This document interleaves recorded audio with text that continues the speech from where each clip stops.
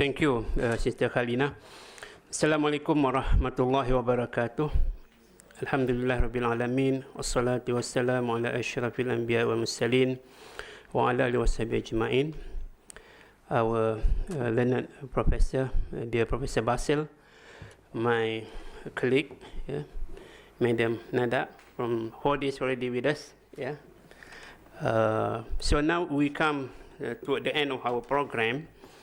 While we are waiting for International Islamic University Deputy Rector to officially close our 4 days session, we will have a kind of evaluation or brainstorming of what we should do next.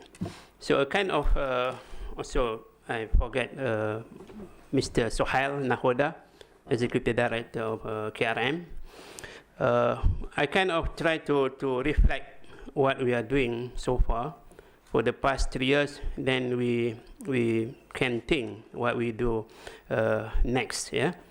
So a kind of try to refresh what we're doing so far. We start our KLIKS 1 in 2016.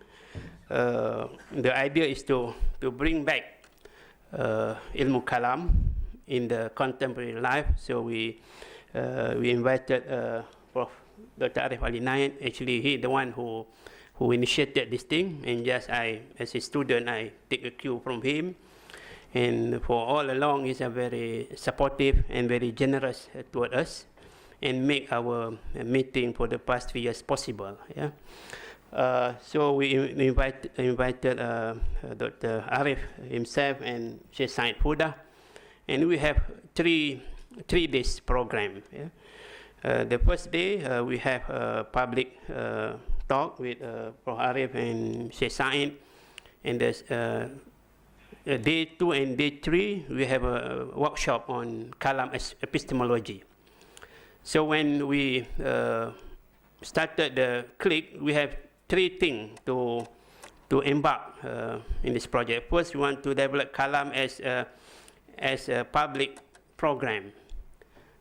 This way, the idea of strengthening the Aqidah or to disseminate Aqidatul Awam is being done through the public lecture by bringing the best mind in Kalam. Then we have also strategic role or strategic function. That means to try to make it Kalam more accessible to the wider audience, whether it's a public or to the authority, to the government, people itself. And the third one is to do something about the production of knowledge. This is what we are doing so far for the last 2 days. Kalam is a kind of engine or motto for producing new knowledge from Islamic worldview, from Islamic perspective. So we have always three sub-objectives when we do KLIKS: for the public purpose, for the strategic purpose, and also for academic or analytic purpose. So that was first KLIKS. Then last year we were able to invite more scholars. Like Sheikh Dr. Omar Farouk also came, Sheikh Dr. Hakim, and Sheikh Said with us, and so Sheikh Khalid Zari, and we have our Malaysian Kalam scholar who are giving actually the last day. We have also 3 days, 2 days public lectures, and the last day like short forum. For this year, we try to do more things. So we decided to have 4 days, and become more costly and more time consuming to the people, I know, but I'm sorry for that. So apart from our keynote speakers, we have this last 2 day academic papers presentation by our promising young scholars in Kalam in various aspects. So that basically the thing that we have done for the past 2 days. When we decided to have a team unifying knowledge and bridging sciences through Kalam, we do not expect that we have like 130 abstract submitted, so a large number. Then after discussing with Mr. Suhail, we agreed to invite around 20 papers. It's not, other papers are not good, but because of time constraint, because of cost factor, so we think 20 is the best for this year, yeah? And I think we may revisit the submitted abstract, and we try to contact them, and maybe in their abstract there are good things that we can learn, yeah? I think what is important now, we can see there are emerging interests in Kalam globally from many scholars, young and promising scholars, that we need to tap into our initiative.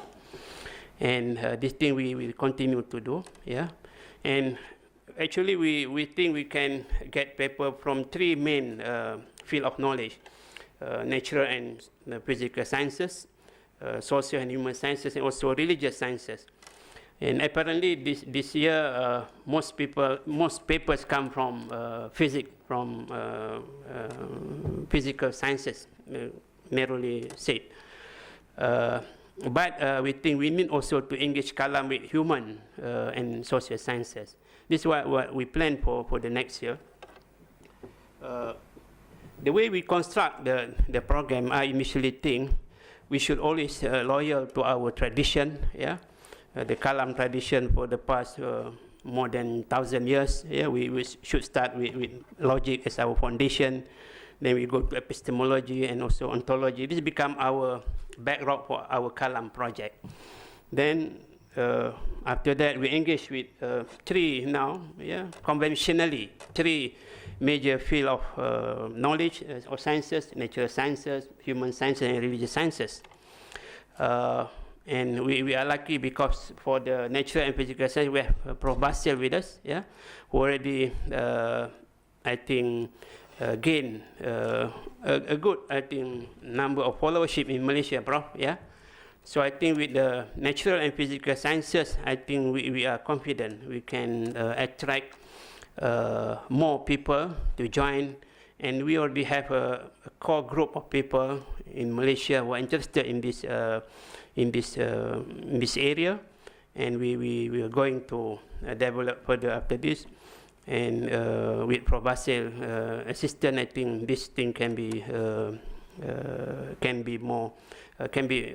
expedite easier, I think. So again, a kind of try to show our scheme. That means we are not going to organize KLIKS just for sake of organizing, but we have in our mind what we want to build. Yeah. So I think the whole idea of this strategy Kalam is to preserve and to revive our tradition. Yeah. As I said, and to connect the key.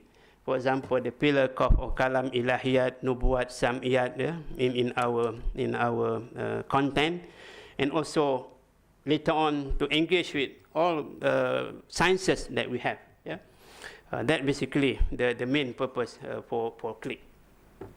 So for next year, what we have in mind, yeah, for KLIKS 4 proposal, it's a Kalam engagement with human and social sciences. That basically our plan, yeah. While keeping the physical and natural sciences, we continue developing. I think we now need to start engaging with our colleague in social and human sciences. That basically for the next year our plan, yeah. So some issue maybe our scholars, presenters can start thinking, yeah. This is the common theme in our Kalam on this issue: divine action, human action, predestination, idea of good and evil, free will, yeah, justice, and also I think poverty is also a big issue now. We shouldn't just, although maybe in classical Kalam they didn't talk about poverty, but now it is something which is real, yeah. About leadership they talk. So this is some of the theme that maybe we need to elaborate next year. So I really welcome our scholars and presenters. If you have some ideas on input on this thing, you can start thinking and maybe start writing. Maybe we can invite you again to this program. Yeah. By the same token, these are some of the field of sciences that we need to engage. Yeah. People from philosophy, from ethics, social science, economic, sociology, human sciences. Yeah. These are the field of knowledge that we start to engage. And Alhamdulillah, in Malaysia, we have good relation with other universities, yeah, who can also very important in our next year conference. So in terms of the content, yeah, as I think myself, we need to build a good foundation for this Kalam. So this is some of the thing that we need to ponder more in the papers, I think. The paper that we look into more is we are talking about ontology of this Kalam in relation to human and social sciences, the epistemology, methodology. Yeah, a kind of policy papers are also welcome. Yeah, because we're not engaging with the government, with authority. Yeah, that basically some of my idea next year. So now I'm open to discussion, and our colleague will take note, and maybe we can think. We can put into our bigger proposal for next year. Now I open to everybody to give your comment and evaluation, and I also would like first to ask Mr. Sohail to give his comment, please.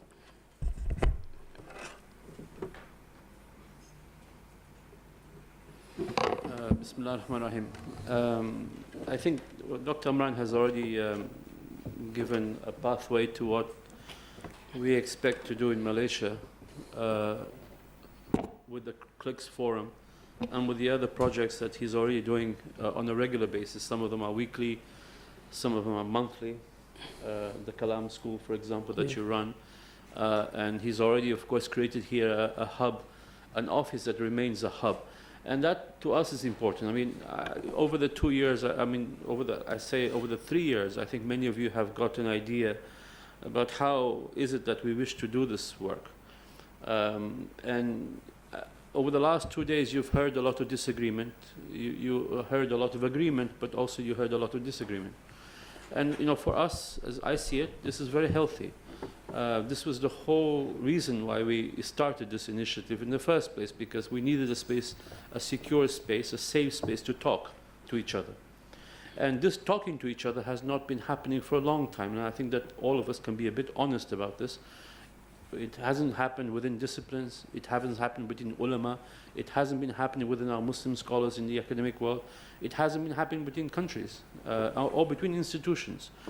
And of course, among disciplines.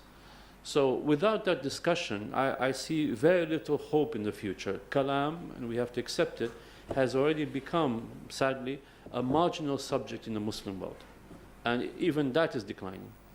So if it's already a marginal discipline in the Muslim world, you can imagine how little significance it has on a global scale. So now the problematic is not only that it becomes relevant to our own societies and communities and to our own theology. Many of the departments of Islamic studies don't teach Kalam anymore.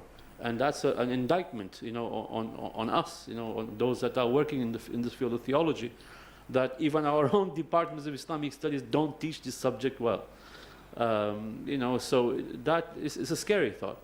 Many of the madrasas that we have in the Muslim world are already not teaching logic, for example, because the environment, political environment around, or the puritanical environment around, sees a subject like logic as a Greek discipline that's haram, for example.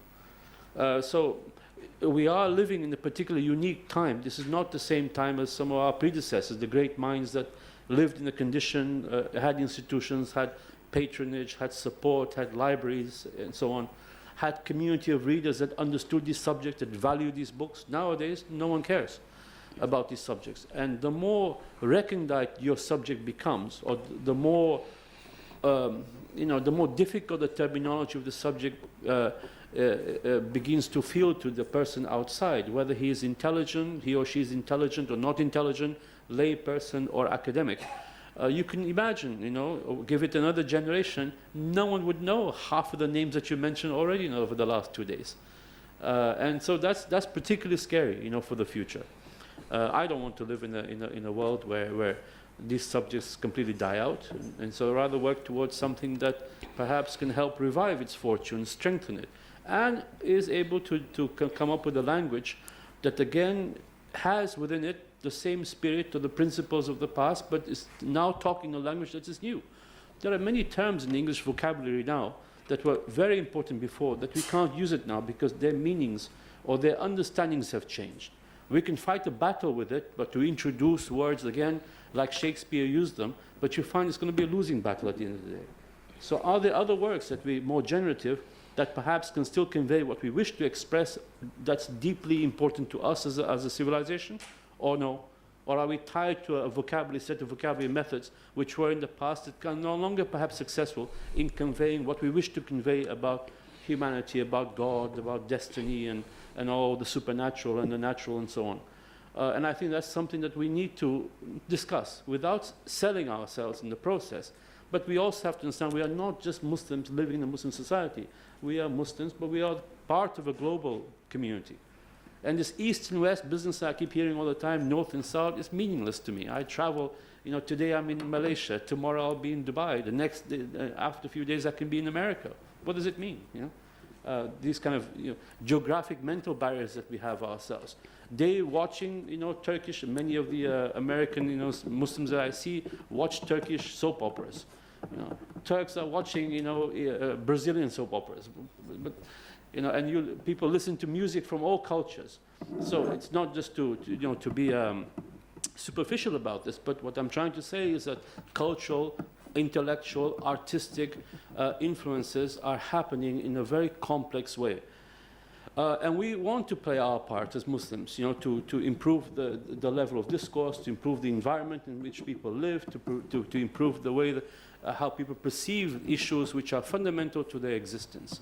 And that means crafting a new language, understanding things anew. It doesn't mean that you borrow, you know, willy-nilly because someone happens to be big or his name is important or discipline is now cool or something is hipster.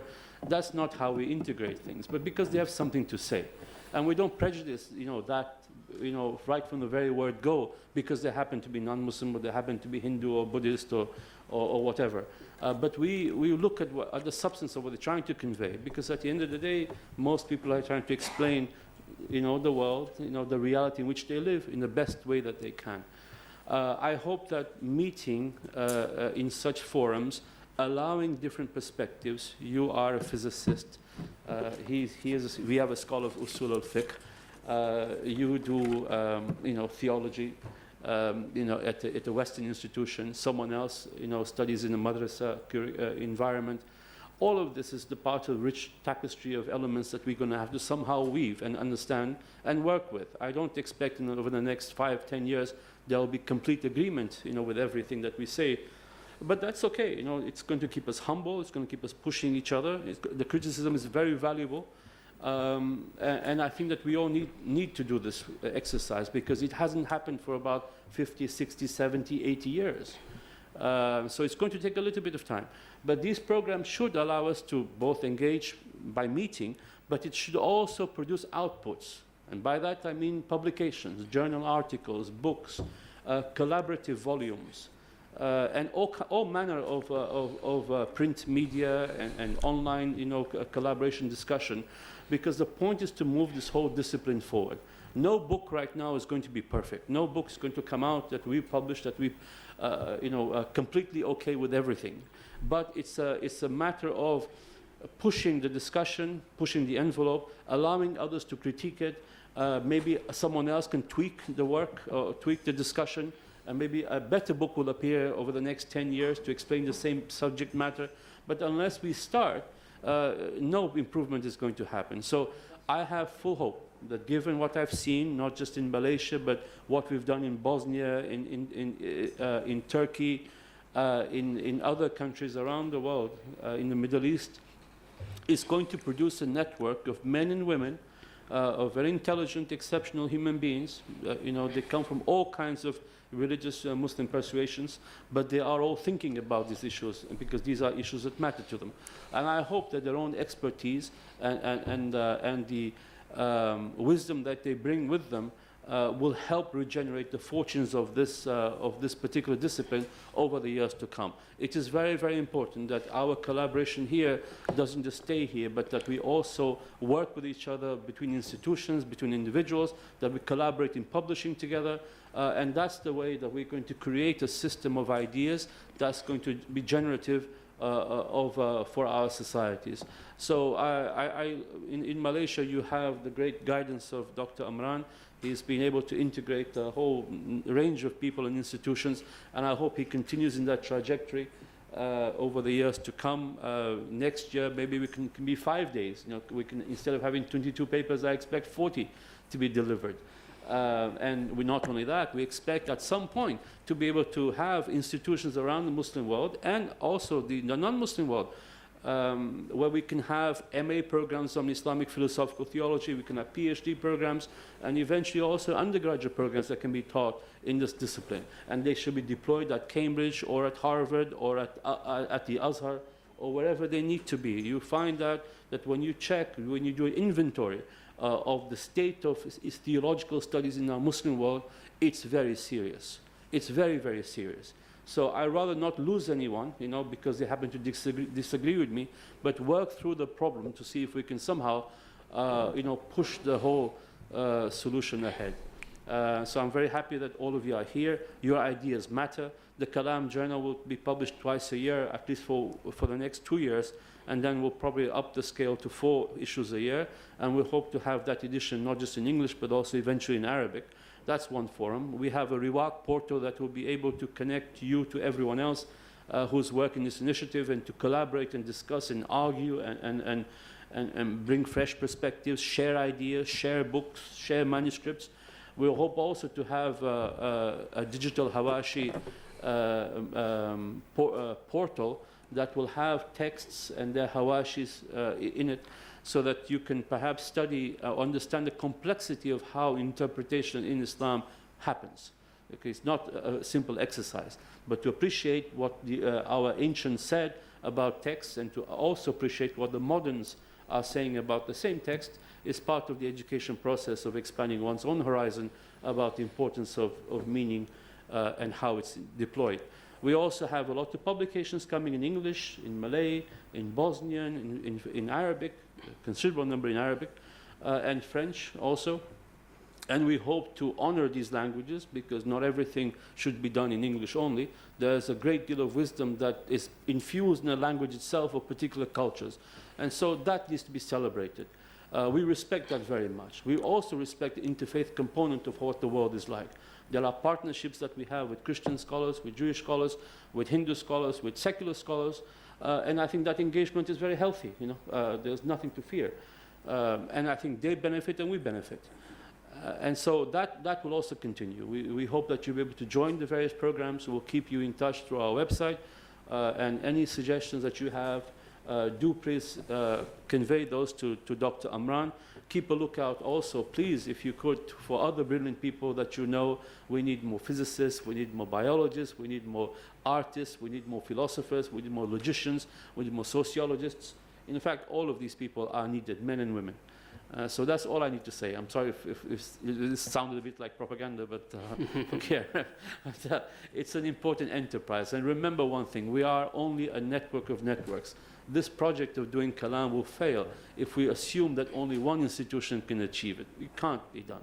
It can't be done by one man or woman. It can't be done by one institution. It has to be a collaboration between several institutions, several minds, and wherever they come from. And perhaps our strength would lie in our numbers to be able to do this work together. Okay, so thank you very much. That's all I wanted to say. Thank you, Mr. Suhail, for your introduction. I now invite Prof. Basil. Then we can open up to this. In fact, you can ask Sidi Suhail if you want, because he will answer some of the things that I cannot answer. Prof. Basil, please.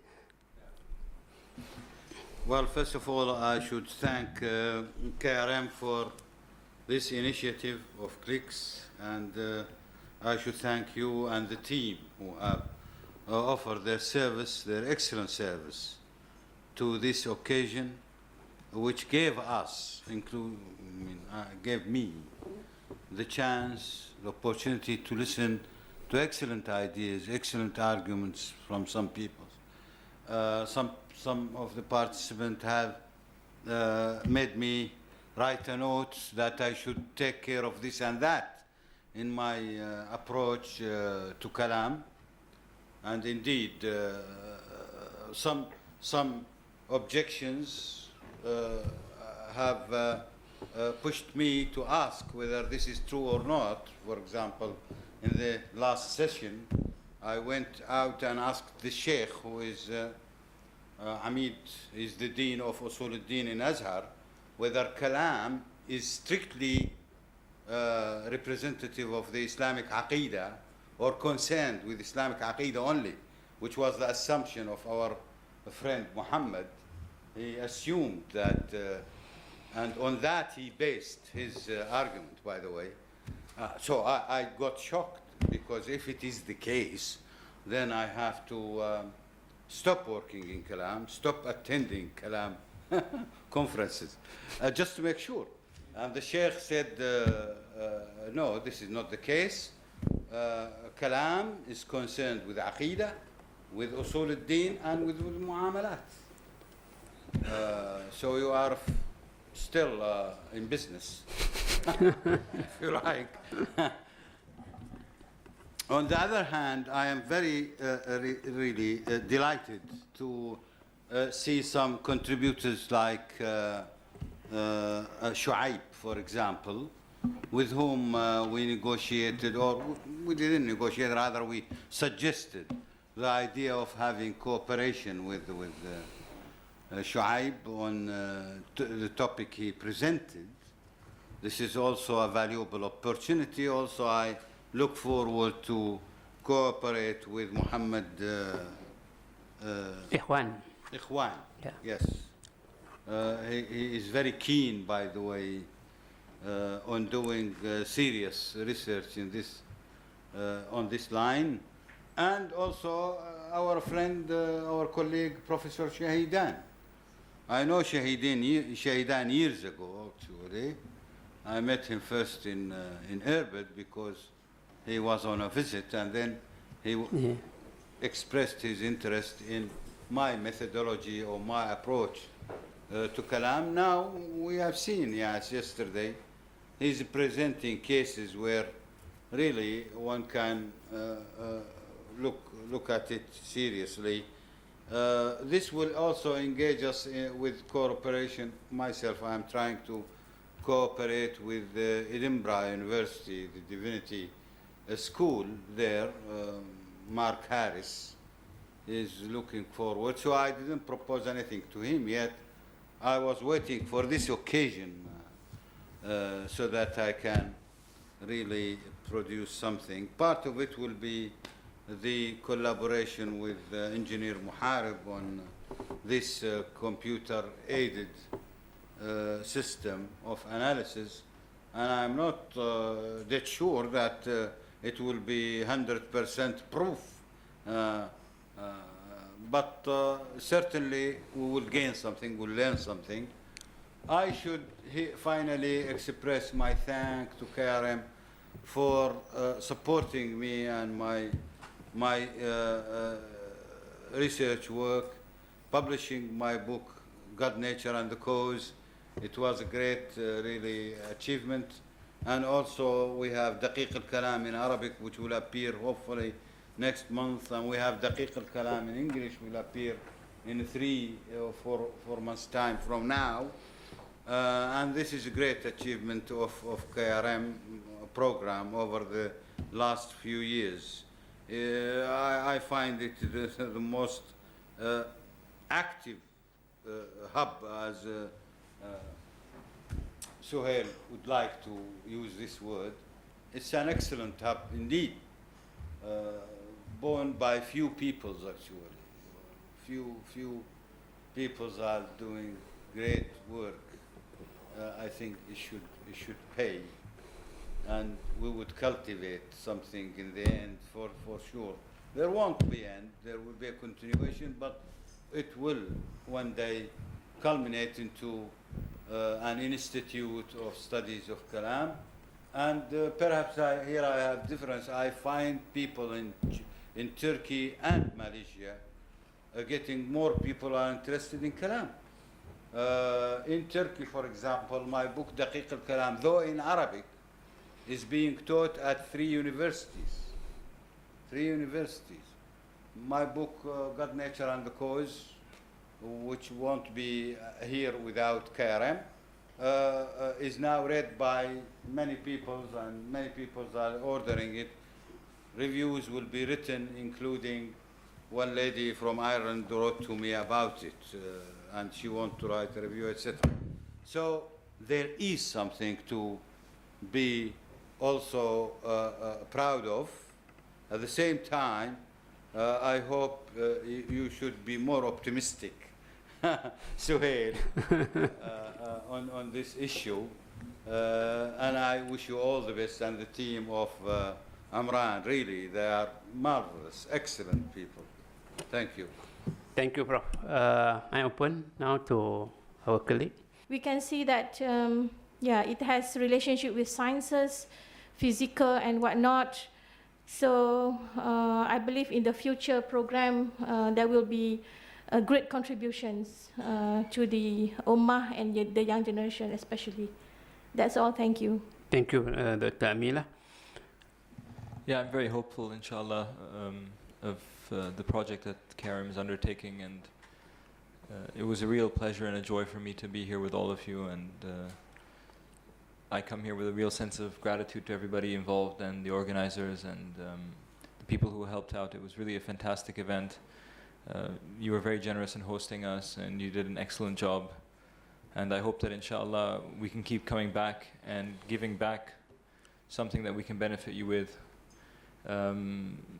We come to this subject with an attitude of service, to serve each other and to serve the Ummah, and I think that when we come to the subject matter with this intention to serve, then we gain from it. And this is the best, inshallah, attitude to have. And I find that KRM and their team and Dr. Amran, the university team, have come also with this attitude of service to us. So, jazakumullahu khairan, and inshallah, we can also be of service to you. Too big a term for me to fill, and what more, I'm not actually in the field, because technically speaking, I'm in the field of economics, not so into Kalam. Having said that, I come as a student, and all my questions and comments that I made throughout the program was very much from a primary student level kind of question for the rest of audience, because in the end, what I'm in fear of is the intensity of the discussion might actually lose out some young ones. This is the downside risk. Perhaps all of us are looking at the excitement in the discussion, but having said that, there are some budding ones who are actually looking at this field as a new field, and thus they might be overwhelmed by the high-level discussion that is being discussed. So that perhaps is a point to note for the presenters, because in the end we are trying to bridge. When we are trying to bridge, then we are supposed to bridge those who are up there with those who are down here.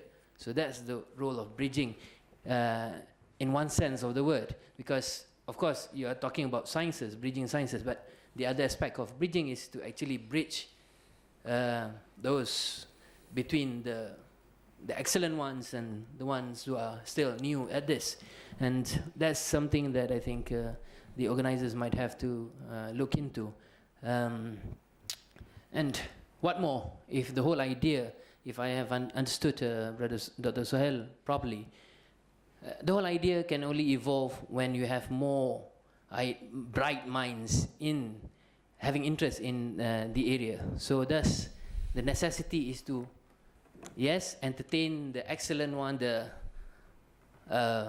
those who are really experts in the field, but at the same time, you have to know how to entice the young ones to have deep interest in the areas, and thus that's the only way for progress to be made in the future, because the young ones are the ones that carry the torch for the future. And as for the bridging of the sciences, I think there's still a big gap in trying to bridge it into the actual sciences, because at least for the past 2 KLIKS, you can see that the realm of discussion is somewhat skewed towards the hard sciences, with the able leadership of Prof. Basil. I'm not questioning that. I'm just trying to say that since we are talking about trying to bridge sciences and all kinds of sciences, and thus we have to think about how to bridge human sciences. And that's why in particular, I wish Abdul Rahman is here to actually elaborate further the scope and subject matter of Ilmu Kalam.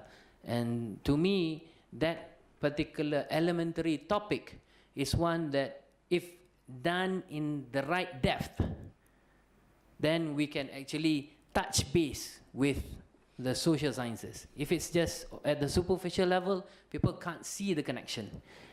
I mean, those who are in the social sciences field, because you touch superficially, and then I come from a very narrow science, then thus you can't see the bridge. Unless it comes to a greater level of depth, then only people can click with what is Kalam all about. At least that's my point of view. Thank you for raising this issue, because I remember when I was reading the abstracts, I always kept telling my colleagues that, please, can you go back to the speaker or to the person who submitted the abstract to make sure they somehow link and explain how is this relevant. I mean, there are many academic, to be honest, there are many academic workshops and conferences around the world. And many of them are very, niche, they're very historical, they're very topic-driven. They're quite, rigorous in what they discuss, and they're okay because they serve a purpose of, elucidating Islamic scholarship or scholarship on these on these issues. But for our purpose, we always wanted to make sure that the subject touches on relevancy. That's not to say that we force relevancy on it, but if at this particular stage, it is important to explain how do these old ideas or old concepts or old terminology or old mechanisms help understand some of the processes which are being discussed today or we see today and so on.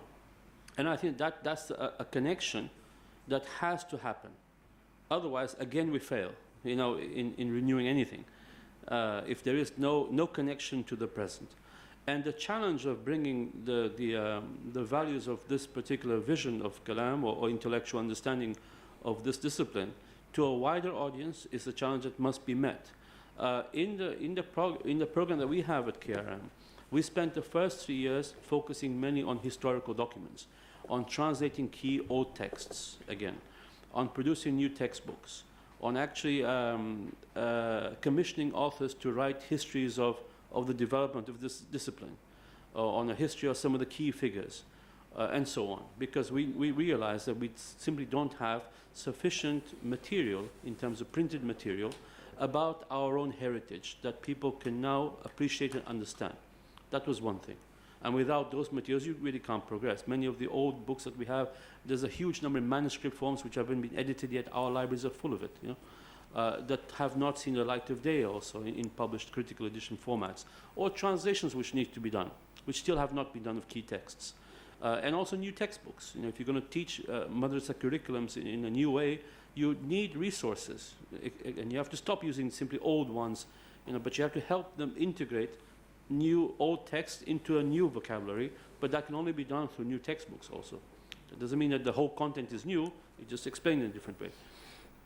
But the second phase, which we are now, was to focus mainly on contemporary issues, which are current right now, hence physics, for example, or other issues that we have which are of critical importance right now in this day and age.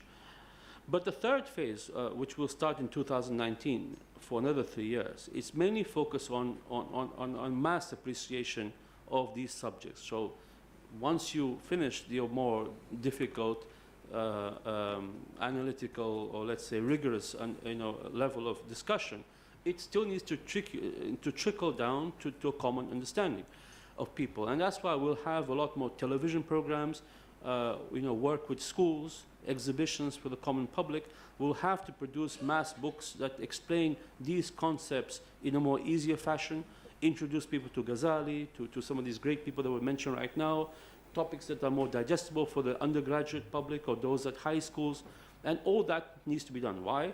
Because if you notice, and if you pay attention, over the last 50, 60 years, all this narrative about the place of these disciplines in our Islamic civilization universe has been eroding. Okay? People don't even understand there's something called Islamic art anymore, or philosophy has its place, or Kalam has its place. Many of these subjects to people are new. Go and do a test in the Muslim world streets right now, and you'll find that they don't know what Kalam means as a subject. And that's a serious problem. And we need resources that make that connection easy to the public, and often to our own students, undergraduate students in the same campuses, so they feel part of the discussion, that they can feel as if, well, this discipline has something to say to me, and I'm an artist, or I'm a sociologist, or I'm an economist like you. And I think that it has to happen. This is why the old discussion about what Kalam constitutes defense of faith, if it's only that kind of combat dual kind of discipline, then we won't go far. We will beat a few people, but then it's not going to be appreciated. But we are also technically defending our faith when you elaborate a coherency in the way that it interacts with the world. And that is a positive undertaking, not a negative one. We can't fight with the whole world all the time. We're trying to build something, not simply destroy. So in building, it's going to be an enterprise of making people appreciate exactly the substance of what Kalam is trying to do. That's theologizing about things, about life, about many things which perhaps were not traditional subjects, but ought to become. Thank you, Dr. Mahyudi. Bismillahirrahmanirrahim. Assalamualaikum. Actually, Dr. Amran and me go a long way. We were students, I think more than 10 years or 15 years, Dr. Amran. Yes, and I'm very grateful and thankful to him for allowing me to participate in this Kalam Jadid project. I think first and foremost, I would like to mention that I feel humbled and yet happy to be in this discussion of Muslim scholars. In my classroom, I always tell my students, to always go back to the Islamic intellectual tradition, and because I feel that it's not being, especially the intellectual schools, and but basically it's theoretical and in the classroom. But now I'm very happy, and in fact I'm very optimistic, because I sound pessimistic in the class and say that we are not, really putting our heart and soul into it. But now I'm very optimistic after attending this symposium, that the Islamic intellectual tradition is still alive. And another point that I want to mention is that I also think that we're not just participating in just mental acrobatics here. I think the 5 meanings of Nadar, which Prof. Arif Ali Naik mentioned, which he quoted from Imam Juwaini, Nadar in terms of thinking, contemplation, I think it's quite obvious that, we have been doing this for the past 4 days. Nadar in terms of compassion, and I think it's very much also here, it's also much present here, and Rahmah, and I feel concretely very much, this feeling of compassion sitting beside Prof. Basil's wife, the woman behind the successful scientist, and also Dr. Amran, you know, he has his wife and daughter here helping in the symposium. And then another also in terms of humbly waiting at the door, like Prof. Arif Ali Naid said, you know, seeking, waiting for the knowledge, waiting to be illuminated. I think that's very significant, and I think that also address an element which perhaps we may, what do you call that, we may not focus in relation to this Cosmo Kalam project, in relation to, you know, basically knowledge or hikmah, wisdom, is a gift from Allah Ta'ala. You know, it's not about precision, it's not about data. It's really like, you know, I think for the past few days, Imam Al-Ghazali has been quoted, I notice, every day. And what he says is, it's the light of knowledge, the light that is cast in the heart of man and woman. So I think that, and that he mentioned also other nadar about synthetic and analytic thinking, and I think that's obvious too, that what we are also engaged in that. Another point, you know, if you allow me, is that all right? Yeah, sure. Another point that I wanted to bring up. Before this Kalam, my involvement in this Kalam project with Dr. Amran, you know, I'm sort of a purist.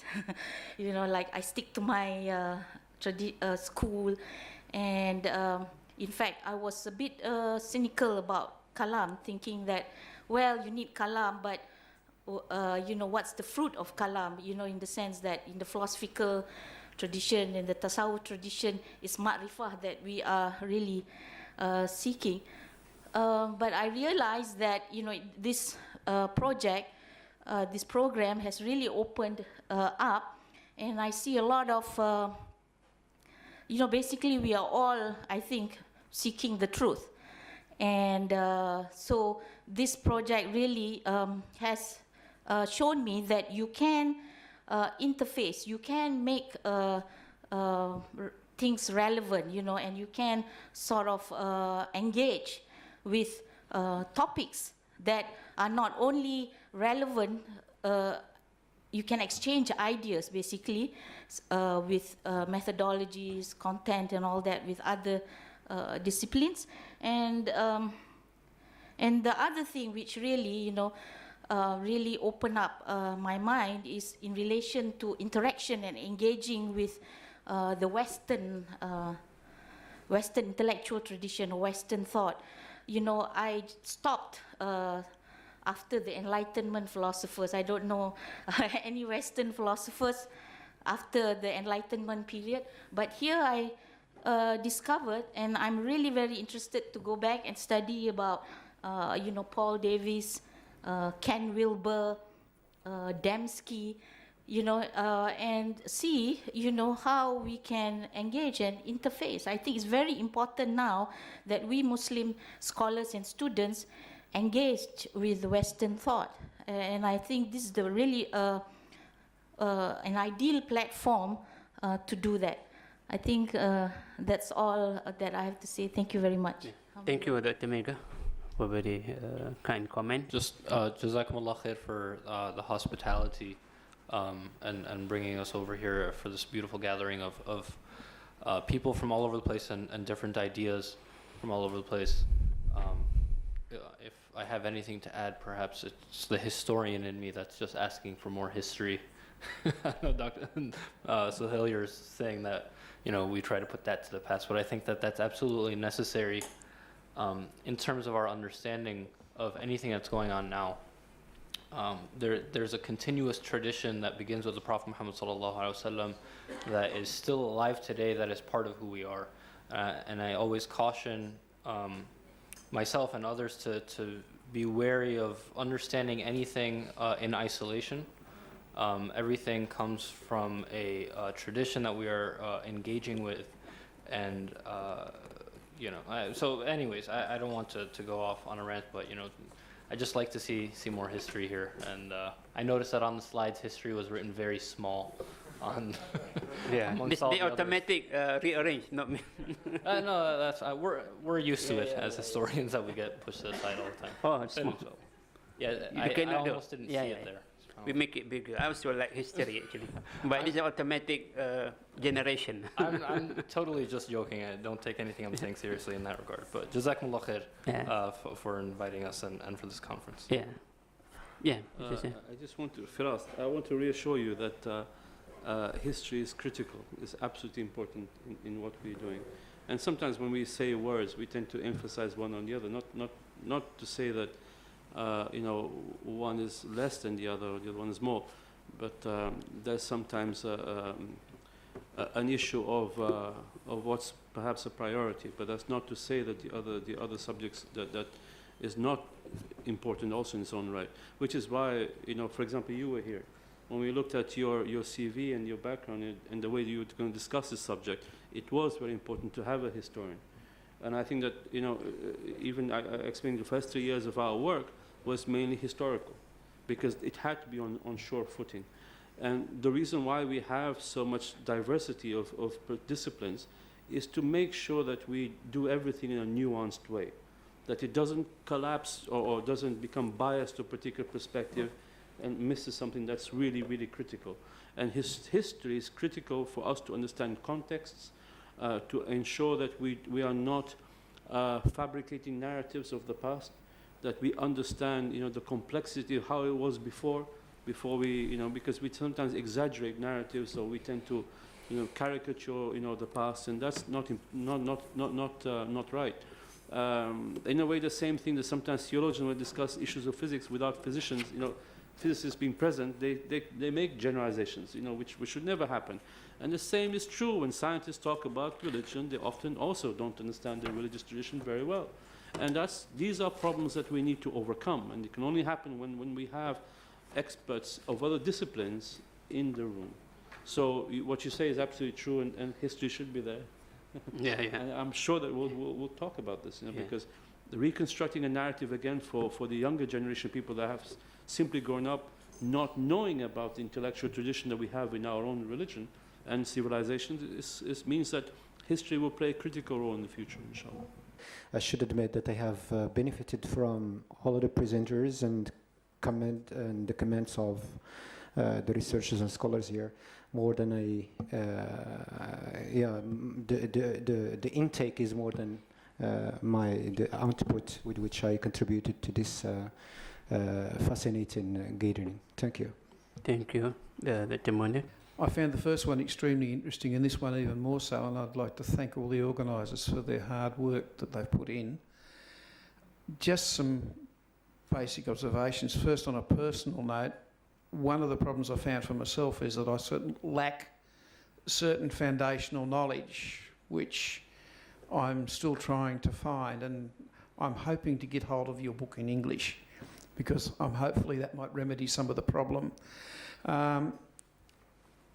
A few years ago, I attended a science and religion conference, and in conjunction with that, they ran a workshop for senior secondary students and university undergraduate students looking at key issues in the field between the relations between theology and science, along with having the students attend keynote speeches, or keynote lectures rather. And just talking to those students who were involved, they were quite inspired by having contact with people who are effectively at the cutting edge of research in their field, that were bringing the information down to them in a way they could understand.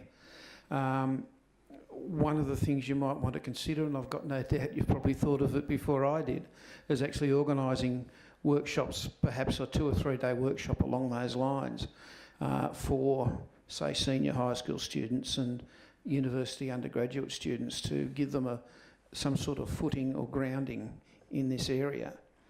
The issue of needing to get more scientists and people from other diverse fields on board is quite a valid one. One of the problems you face if you try to look at modern science as distinguishing between science and pseudoscience, for instance. You do need the scientists on board who can do that. You also need the experts in the field, and I'm not having any form of shot at Professor Altai. When it comes to physics, I'll defer to him all the time. I'm no physicist, but I do have a background in biology. And you mentioned adaptive mutations as causing a problem for Charles Darwin, or for the Darwinian paradigm. I'd actually heard that term before, and it sort of triggered a memory. I went back and looked up the key papers on that, and it doesn't actually cause a problem for Darwin. Christian creationists ran with that and claimed that it causes a problem. But if you actually understand the research, it actually confirms the Darwinian paradigm.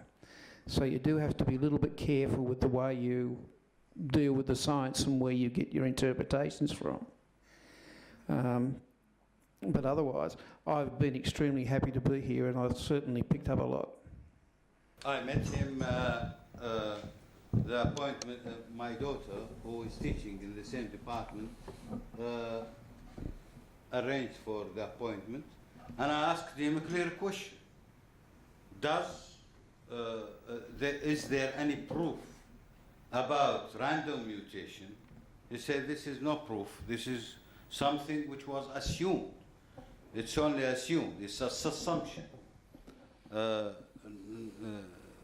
Random mutation, natural selection are the two pillars of Darwin's theory. My second question was, I said, well, I find there is some gaps in what Richard Dawkins is claiming. Should I believe whatever Richard Dawkins says, being an expert in biology? So you can give me the confidence whether he is telling everything correct, or he said, unfortunately, Dawkins sometimes tells you half the truth. He tells you half the truth. My third question was about adaptive mutation, whether the claimed experiments of adaptive mutation, arrival for the Darwinian random mutation, is correct or not. And he said, yes, there are evidences, but not many. There are 3-4 experiments that has been done, and he gave me few references from Nature, 2 Nature articles about, and he said it is controversial subject, the adaptive mutation. Nevertheless, that's why I felt that there is here a problem within random mutation. And as you know, random means 0, 1, 0, 1, 0, or minus 1. Minus 1 plus 1, minus 1 plus 1 will cancel in the end, unless there is some kind of a directive ascending evolution.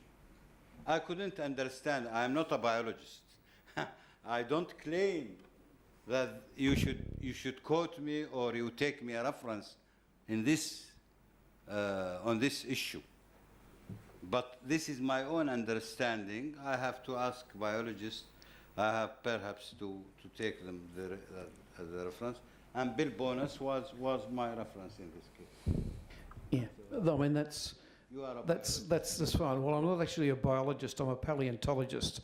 So evolutionary biology is what underpins a large part of my science. So I understand some of the arguments and the whole science. This argument around adaptive mutations actually does support a Darwinian viewpoint when you actually understand what they're going on about. And these adaptive mutations are only observed in a particular bacteria. They're not observed in multicellular organisms, so you can't scale it up to, you know, your cat or to us or whatever. Your comment on Richard Dawkins is actually quite valid. His idea of the selfish gene is one argument that he puts and a number of other people put, and that's the level at which natural selection acts. And some people say it acts at the level of the gene, Some people say it acts at the level of the organism. Some people say it acts at the level of species or communities and so on. So that's part of the debate that goes on within evolution. The thing, even amongst the atheist community, Richard Dawkins, many atheists do not like him because they believe his abrasive approach is a barrier to proper dialogue. And that's my opinion. I mean, he's actually, by tackling religion, he's taking and using science to do it. He's taking science out of its area of operation, so to speak. He's not a theologian, and he shouldn't be making theological arguments using science. It's as simple as that. Yeah, thank you, Dr. Karim Devan. Dr. Omar? So I'd like to join with my friends and colleagues in extending my thanks to our excellent hosts. Thank you for your hospitality and your generosity. And I want to reiterate some of their comments and saying that I've enjoyed myself at this conference and met many interesting people with excellent research. And I hope these networks will continue and that we will stay in touch and continue learning from each other. Sure. Thank you, Dr. Omar. Yeah, I would like to just echo my sense of gratitude and appreciation to the organizers, particularly to Dr. Amran, Mr. Suhail, first for accepting the abstract that I've sent, although it was sent very last minute. I appreciate the conversations that has happened throughout the conferences, throughout this conference. I appreciate the generous comments given by Dr. Basil, and I appreciate the energy and the enthusiasm that was really present in this room throughout the conferences, and I hope that this will continue in the future. Thank you. Assalamu alaikum. Thank you. I would like to thank the sponsor and the Islamic University, KRM, for this great event and the contribution to serve the Islamic studies. And I would like also to express my deep thanks to Professor Attai and his collaboration in every aspect, and also participation in the event. I think Professor Attai, he stays until the last moment for the event to participate in every single presentation that shows and reflect how the contribution is and how the event is really valuable for everyone and for the management of KRM. On top of that, the executive, Dr. Suhail. And also I would like to thank everyone in this conference, the colleagues and the gentlemen, the students who are really attending until the last moment. Thank you. Thank you, Mr. Maharib. I'm very happy for giving me a chance to be here and present in an international venue. So I extend my sincere gratitude to the organizers for the KRM Islamic and Strategic Studies Institute and also the host IIUM. Before coming, my understanding about the Kalam was someone says that it is a dry one, but after listening so many papers and having seen so many active participation from the audience, now I changed my position that it is not dry, but it is live. I am not by profession and training, I am not a Kalamist. My background is a sociology, and now I am doing PhD also in history. I am very thankful to all because I could fetch so many good friends from Malaysia and also from various parts of the world. I am very extremely happy to Dr. Suhail Nakuda and also Basil Attai. Thank you for all. Thank you. Yeah, please. Assalamu alaikum.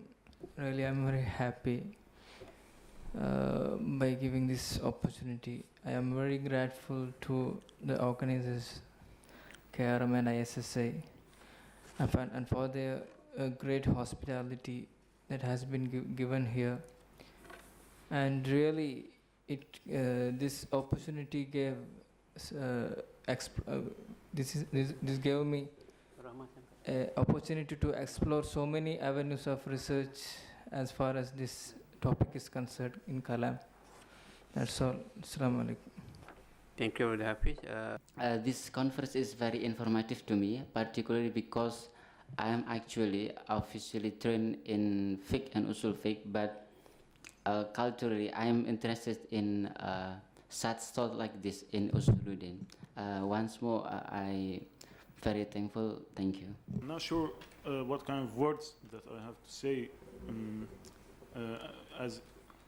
Shall I say something that as if I'm one of KRM team or one of the participants? Okay, but what I should say that I'm really so grateful for selecting me to be here, and really I learned from a lot of people many things, and every participant did a good job and did what he can do. So I would love to thank every one who did something to this conference, even if he's not here, like Zakaria, who cannot come because of passport issues, but he really worked hard. So thank you all, and Jazakumullah khairan. Assalamu alaikum. Physics and philosophy. Then he used to say that you are mad. Nobody talks about that. Yesterday he came, and when he heard a lot of things, then he said, Nasim, you are not only the mad person here. There are a lot of. So enjoy. And on other than this, I find really good researchers in Kalam and philosophy and physics, and I took their numbers, and really I want to do research papers with them, like brother in cognitive sciences, brothers like motion of earth and all other things that we discussed. So inshallah, we will keep in touch and we'll try to publish paper on that, inshallah. Thank you very much. First of all, I'd like to introduce myself. I'm an undergraduate student, so I feel like, very small, tiny student in this room full of scholars and ulama. There are many dialectical dialogue that has been convened for these past 4 days, and I benefit a lot. This will be among the 4 days that I will always remember in my life, I would say like that. So I would just like to give a suggestion. We have participants and scholars from all over the places, from Qatar, Turkey, US, UK, and others, and other Muslim countries. But sadly enough, we don't have one from Iran or Persia. Well, we know Iran has a very deep philosophical and theological tradition. Now, for example, Mutahari and Tabtabai and others. So is there any possibility or chance, I'm posing to the organizer of KRM and EC, perhaps I can respond after this, for us to invite theologians, Shiite theologians? We have talked about Mu'tazilah in our Firaq. Why don't we talk about Shiites? You say you have engaged with liberals and seculars and others, so perhaps we can include our Shiite brothers and sisters, if you call them, for the sake of building the enterprise of a wider Kalam intellectual tradition in our Islamic tradition. That's it. Thank you. With regards to Shia scholars, I mean, we know many. We've collaborated with many over the years for a long time. This project, just to explain to you one thing, was specifically designed for the Sunni world. And it was discussed also with the Shia community that they should not feel as if we are blocking them, because that was not the intention. We have Shia scholars which work with us on other projects which we're doing at KRM, and their contribution is very vital. The Shia world already has solid institutions in their own rights on philosophy and their own theology, but we in the Sunni world are suffering, from a major issue, because of many political and religious movements that have in a way turned back the clock. So for us, this whole project and enterprise was mainly an intra-Sunni discussion from the west all the way to the east. And I think that there will come a time where I think they will be able to invite Shia scholars and participate. But right now, as you can see, there is so much that it still needs to be elaborated, developed, published, before a substantial body of knowledge needs to be accumulated.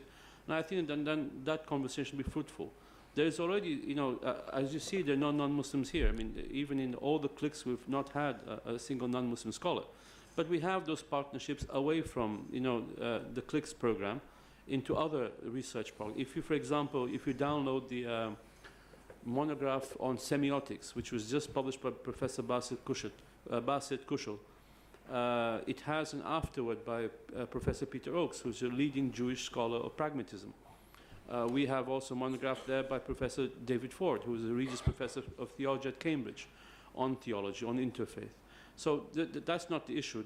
And Sajjad Rizvi from Exeter, who's a young Shia scholar, brilliant man, he advises us regularly. We seek his advice, and we hope to have him contributing also at the later stage.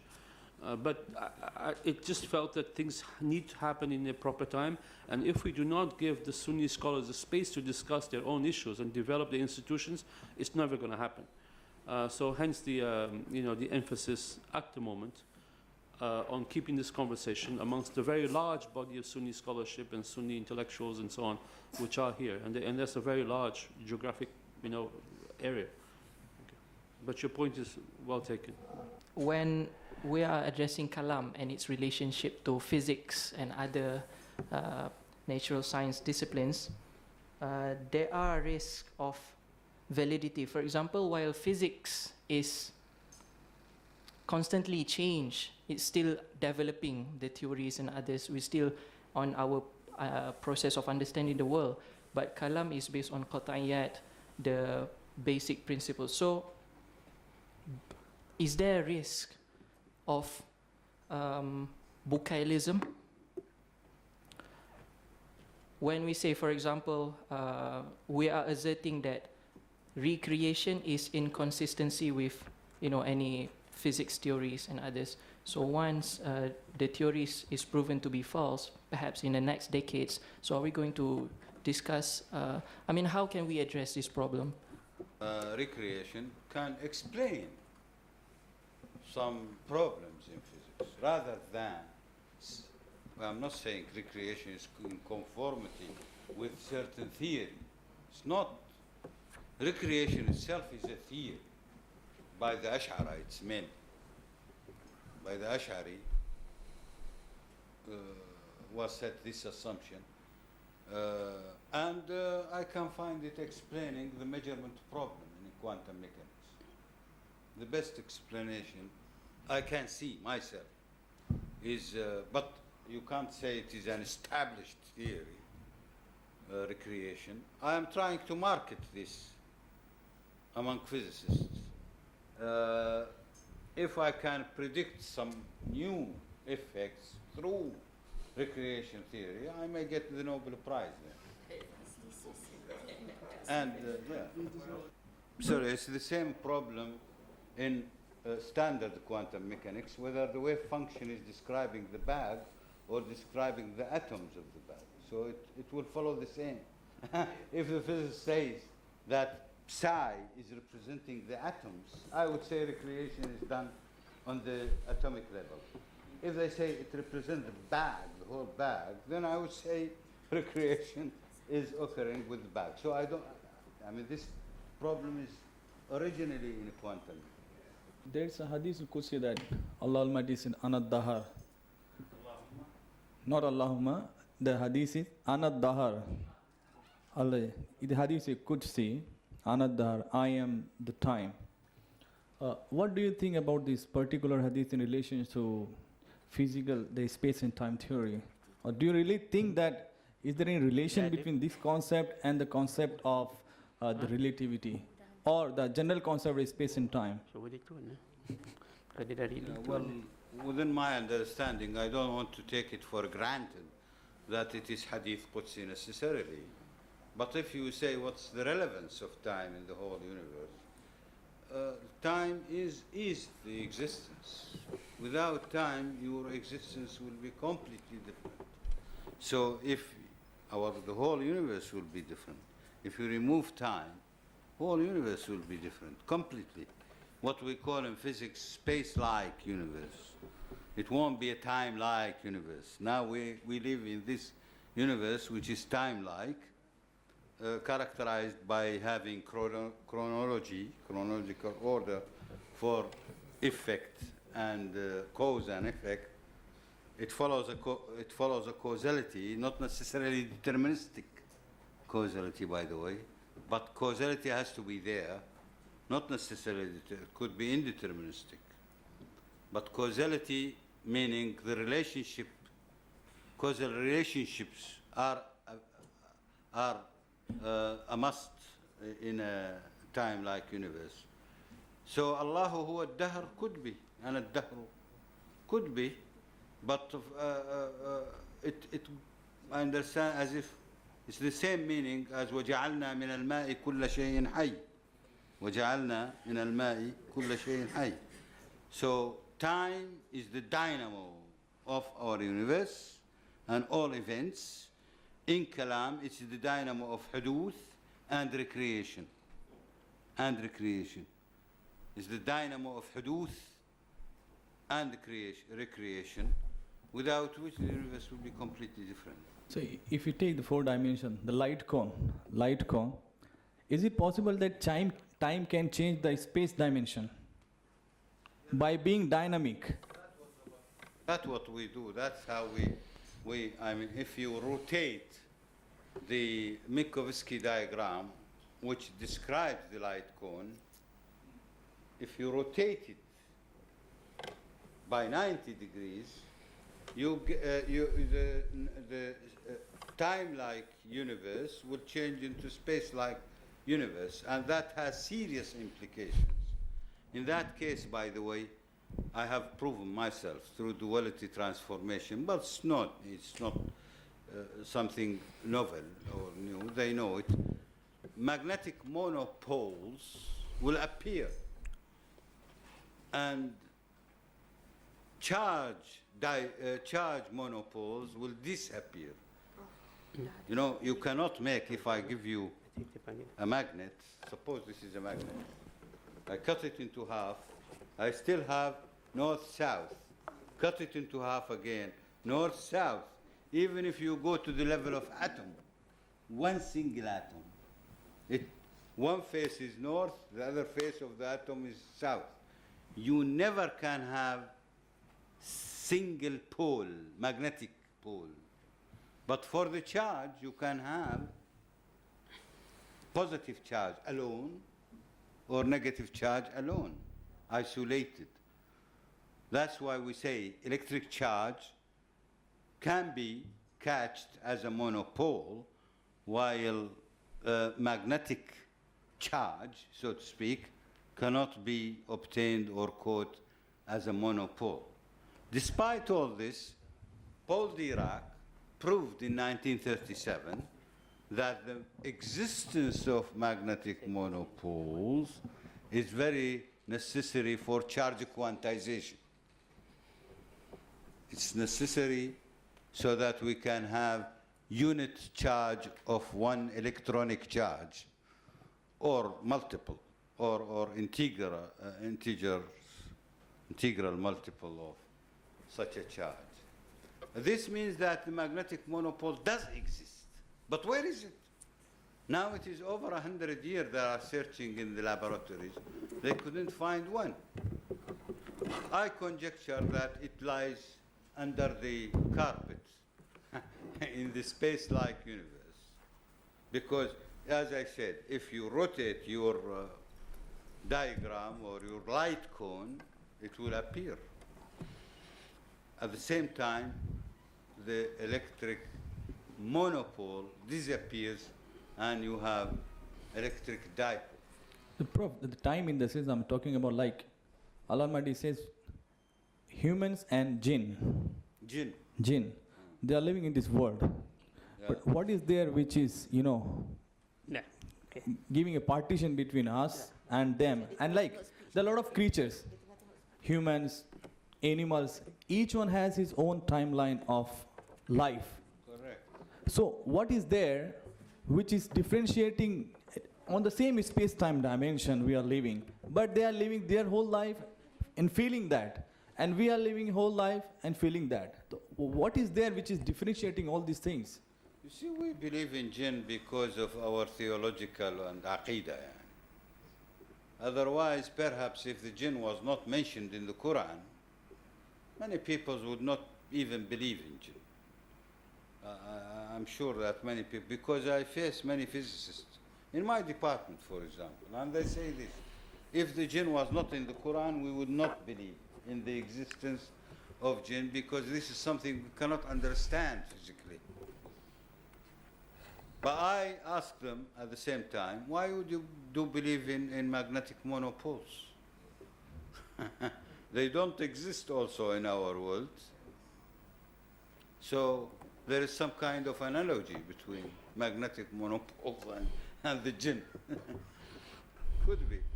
Okay, thank you, Prof. So we are going to end our discussion here. So thank you again for your participation. Yeah, and we just wait our deputy director to close the session. Thank you very much.